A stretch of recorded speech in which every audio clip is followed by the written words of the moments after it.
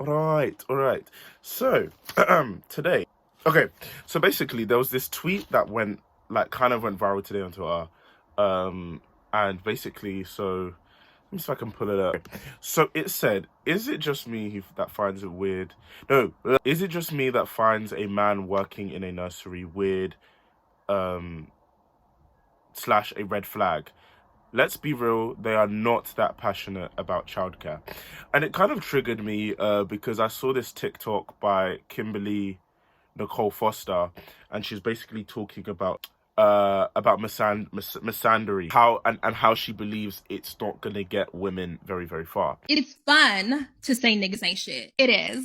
It's a good time. Men are trash. Niggas ain't shit. Fuck these niggas. But the real test of your ideals is when the opportunity to get picked meets your childhood trauma, when the opportunity to get picked meets your insecurities.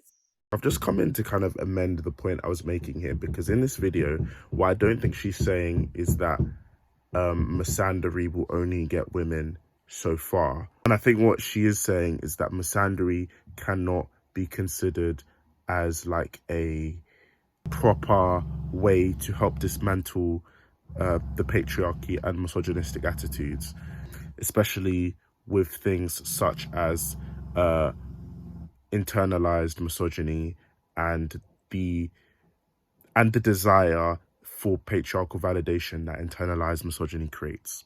Boom. That tweet plus the video kind of took me on this thread of like wanting to unpack concepts of misandry and the way misandry intersects with misogyny. So I'm going to start off by reading some definitions that we're going to be working with, because ultimately misandry, I think sometimes, and this is just the way I perceive it from an online space, is that misandry is perceived as this antithesis. Lord, misandry is considered the antithesis of misogyny. Then so let's just define misogyny. So my working definition of misogyny is behavior and cultures rooted in the hatred and subjugation of women, thus enforcing patriarchy. Patriarchy is antiquated social status / standards which promote, again, the standards of masculinity, cisgendered heterosexual masculinity, and white cisgendered heterosexual masculinity, to the detriment of all those who exist outside those identities. Okay, so where are we going now? Okay, and I guess we can put a definition to misandry. So according to the Oxford Dictionary, it's the dislike of, contempt of, or ingrained prejudice against men, i.e. the male sex. No, before I go on to how I think the word misandry is used on online spaces, i.e. Twitter, I just want to say I believe in a deeply patriarchal society, again, particularly the Western world, but I guess you could say just globally, I don't think the concept of misandry holds weight in the sense where it's actually causing direct harm, like the concept of women being prejudiced towards men. I don't believe that's causing direct harm to men, to masculinity, and the patriarchal environment that we exist in. But I guess there is self-proclaimed, is that the right thing to say? Self-proclaimed misandrist content, or rhetoric, such as men are trash. So for example, I was listening to Flo Milli's new album, and there's a song called FNGM, which stands for niggas get money. And obviously the song in and of itself is a reference to 90s hip-hop, and that refrain of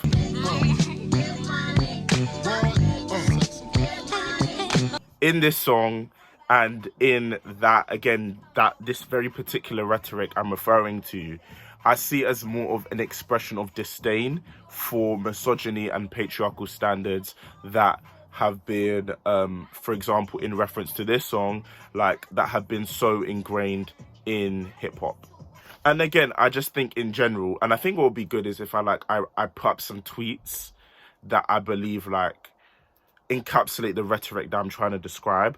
But I feel like in that, a lot of women are able to find a lot of restitute, a lot of healing in a way, and a lot of agency and community in that said rhetoric. And I think that's a good thing. Like, I don't take misandry as like a threat to masculinity the same way that patriarchy actively demonizes womanhood and femininity. So in this rhetoric of men are trash, men are wicked, don't trust niggas, that sort of rhetoric, I do believe it is positive in the sense where it's women refusing to internalize the way patriarchy and misogyny traumatizes them.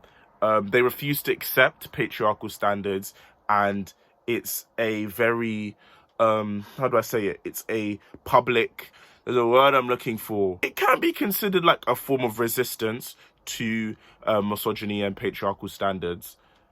And then again, I do believe there is some sense of community in that women are able to reflect on what is unfortunately a marker to their existence. The fact that they are going to be, that misogyny poses a existential threat to their lives and existence as they grow up. And again, that becomes more transparent and more evident as they grow up, as you grow up as a female. And once again, like, one thing, like, as a man, like, that I've observed from like the empowerment that can come from such rhetoric is that it is empowering, like I'm saying again, but like, it is empowering to connect over that sense of actually men ain't one thing in particular. So I'm a massive Beyoncé fan, and I'm gonna back out the vinyl, but like in Homecoming by Beyonce,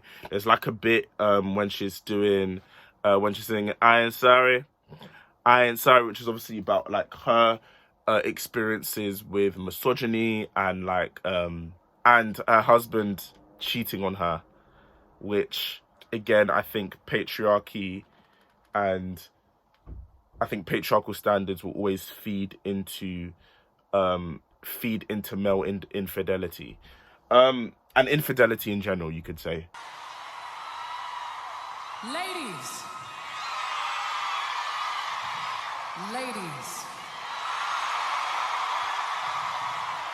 are we smart? Are we strong? Have we had enough of the bullshit? Show 'em. And then like again, like watching the documentary and seeing like just the camaraderie and like the conviction of like the audience and the conviction of like Beyonce and the female performers. Again, there is strength in misandry in some sense. But again, we go back to the tweet. Is it just me that finds a man working in a nursery weird / a red flag? Let me be real, they are not that passionate about childcare.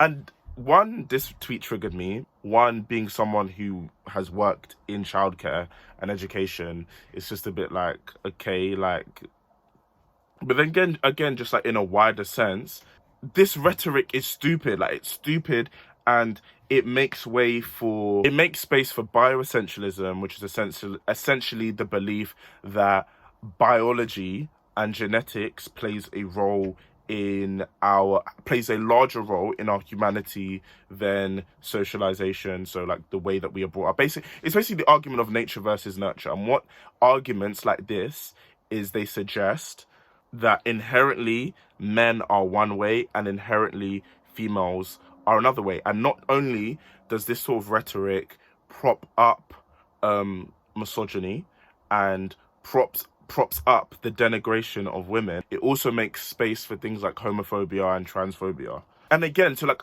for me, when I see this tweet, and I'm gonna just pull up some of the things that she was saying in the response, again, and I'm gonna kind of just go through some of the replies. So she responded to someone saying, "Don't come and cry here," or don't come and cry here. Not saying it's a job that can only be for women, but we know they traditionally do not care about these sort of things. So yeah, it's suspicious. And then someone else says, like, it's a tricky one because I don't like to think of all men as predators to be put under suspicion. But at the same time, the way men are socialized to not really care about care work means I do feel a bit uneasy when I see a straight man working in a nursery, because, like, why? And then this reply was really interesting to me to this particular comment, because this, again, this is the kind of space that this type of misandry and this type of rhetoric, this essentially bioessentialist rhetoric, this is the kind of things that rhetoric opens up to. Yeah, same way when I see women in the corporate world, because the way women are socialized to not really be in corporate careers, I do feel a bit uneasy when I see a straight woman working in a law firm, because, like, why? Again, essentially what this rhetoric is saying is that, like, teaching and, like, education and just caring for one another, like, so again, saying that, like, men do not traditionally care about these things, so, like, men do not essentially care about child work. That is a patriarchal standard. That is a patriarchal gender norm that, you know, men are just providers and very financial, like, care about, like, financially and physically providing for the home, and women, they're more the nurturers. But again, in enforcing that standard about men and spewing such rhetoric about men, you're essentially then co-opting in misogynistic, patriarchal ideals, which will subjugate women. And I don't, and the thing is, I actually see where the original tweet is coming from, and saying that, like, rooted in a legitimate fear as a woman, that a woman would tend to have, of the predatory behavior that the patriarchy enables men to historically be able to freely perform in some sense. It's when you look deeper at the messaging and what that line of thinking, what it also participates in. So how, and again, this is a side of how the patriarchal system is just so, like, ingrained into society, because even the deep wounds that a misogynistic culture inflicts on a woman and the trauma that they experience from that can still participate in the perpetuation of patriarchy. And it's tough. Like, it's a really difficult conversation to have, but, like, we need to all understand and be able to view misogyny and patriarchal standards as social phenomena. We need to be able to resist rhetoric that tells us this is just the way men are, this is just the way women are, because they go hand in hand. And again, it participates, I don't know why I got so aggressive there, but it participates in patriarchy. And for me, as part of the male sex, I have come to an understanding that masculinity is stained in some ways.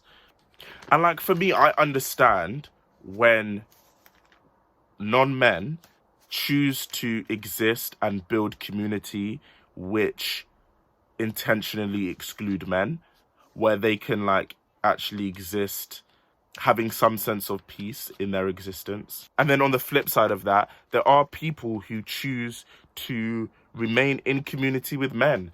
And I know, for, like, particularly for black women, like, this is a particular struggle that they have to deal with, particularly if they are heterosexual black women. And I've been watching this great video by someone I follow on TikTok, but she started a YouTube channel. It's Ismatu Gwendolyn, and she did this excellent video, basically giving a feminist reading of Malcolm X's autobiography. And in it, she talks about the Combahee River Collective Statement. We're feminists. Although we are lesbians, we feel solidarity with progressive black men and do not advocate for the fractionalization that white women who are separatists demand. Remember, the white feminist movement was really separatist at the time. They were saying, get rid of men, we don't need men, we're just going to separate from you entirely and do our own thing. We're going to leave you in the mess that you made. And our situation as black people is different. Our situation as black people necessitates that we have solidarity around the fact of race, which of course white people don't have unless white people don't have amongst their own gender dynamics, unless it's in their negative solidarity as racial oppressors. And that's something I do want to talk about it. So, like, to be honest, I would consider this video as a preface to a larger video essay that I'm going to do around Black love and Western gender standards, but I'm working on that. Whatever side you fall on, whether you decide, like, can I say, I cannot be in community with men because the patriarchy is just so... has traumatized me so much and it's just so deep rooted, I can understand. If you turn around and say, actually, no, I want to remain in community with men who choose to also take part in the resistance of patriarchal heteronormative standards, fine. But what we cannot all do is participate in antiquated gender standards which all feed into each other, hence continuing the oppression and marginalization of those under the reign of patriarchy. Does that make sense? Yeah.